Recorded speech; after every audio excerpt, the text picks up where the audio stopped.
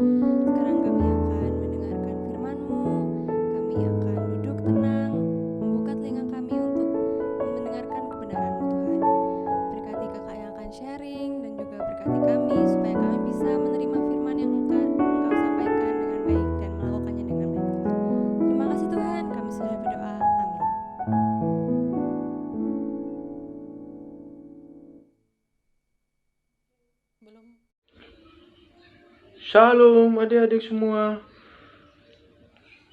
Kakak senang sekali hari ini bisa ketemu dengan adik-adik kembali, walaupun selama 2 tahun belum pernah ketemu. Tapi hari ini Kak Ordeli sangat bersukacita bisa ketemu dengan adik-adik semua, walaupun via Zoom atau YouTube ya. Kita bersyukur dan Kak Ordeli mengucapkan selamat tahun baru buat semuanya. Semoga di tahun yang baru ini juga semakin bersemangat untuk memuji dan memuliakan nama Tuhan. Nah, hari ini Kak Ordeli mau ngajak kita untuk belajar sesuatu. Kita akan belajar tentang firman Tuhan. Kita akan belajar tentang Tuhan Yesus. Nah, sebelumnya Kak Ordeli akan mau nanya kepada adik-adik semua, siapa tokoh favorit adik-adik? Wow, siapa yang menjadi bintang buat adik-adik semua selama ini? Apakah ini? Siapa ini? Kapten Amerika. Wah. Atau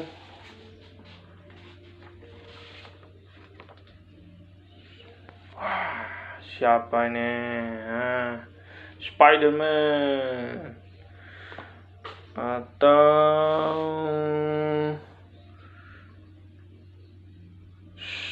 Superman.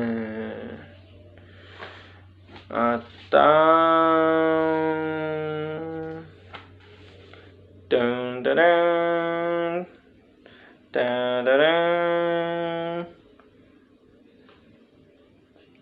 siapa ini adik-adik semua?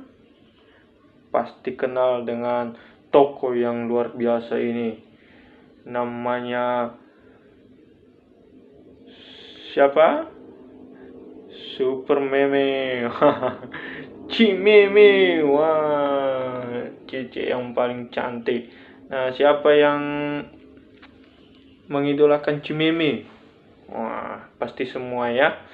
Nah, dari beberapa tokoh tadi tentu mereka punya kelemahan ya adik-adik ya. Walaupun mereka ada yang Spider-Man, ada yang Captain America, ada yang Superman. Wow, ada yang super ya. Ada Super Meme juga. Nah, tapi di balik itu mereka punya kelemahan-kelemahan. Nah, suatu saat Tuhan Yesus ngajarin sesuatu bahwa Dia adalah pokok anggur yang benar. Nah, adik-adik bisa baca di Yohanes 15 ayat 1 sampai 17. Di sana Tuhan menceritakan bahwa Tuhan Yesus itu adalah pokok anggur yang benar dan kita sebagai manusia adalah ranting-rantingnya. Nah, ada yang pernah melihat pokok anggur? Ada yang pernah makan anggur? Nah, gimana rasa anggur? Nah, pasti enak ya adik-adik ya. Nah, ini misalnya. Nah, ini gambar kebun anggur adik-adik. Anggurnya masih hijau dan nunggu matang ya. Nah, begini tumbuhan anggur itu dia punya pokok, dia punya batang, dan dia juga punya ranting. Nah, ranting yang berbuah adalah ranting yang menempel pada pokok. Nah, kalau rantingnya lepas dari pokoknya, maka ranting itu akan kering. Nah, begitu juga dengan kita. Kita harus menempel pada pokok kita. Siapa pokok kita adik-adik? Pokok kita adalah Tuhan Yesus. Nah, ini adalah bintang kita. Ini adalah tokoh kita. Ini yang harus kita idolakan dalam hidup kita. Bukan Superman, bukan Spider-Man, bukan Ultraman, bukan Captain America. Nah, kecuali Super Meme tadi ya, Cimeme bisa kita idolakan, tapi idola yang paling kita penting adalah Tuhan Yesus. Kenapa? Karena Dia adalah pokok. Dan saya percaya juga Super Meme kita, pokok beliau adalah Tuhan Yesus. Jadi semua kita manusia pokok kita adalah Tuhan Yesus. Rantingnya adalah kita semua adik-adik. Kak Ordeli, Cimeme, Kak Ning, dan kakak-kakak sekolah minggu yang lain, dan adik-adik semua adalah memiliki pokok yang sama, adalah Tuhan Yesus. Maka kita enggak boleh lepas dari Tuhan Yesus. Nah, kenapa? Kalau kita lepas, sama seperti daun ranting anggur tadi, apabila dia lepas dari pokok anggur, maka dia akan kering. Begitu juga dengan kita. Kalau kita lepas dari Tuhan Yesus, maka kita akan kering adik-adik. Kita akan tidak merasakan sesuatu yang wow. Maka bagaimana cara kita supaya kita tetap bersandar pada Tuhan Yesus, tetap melekat pada Tuhan Yesus? Maka adik-adik harus rajin apa? Ayo adik-adik, harus rajin berdoa.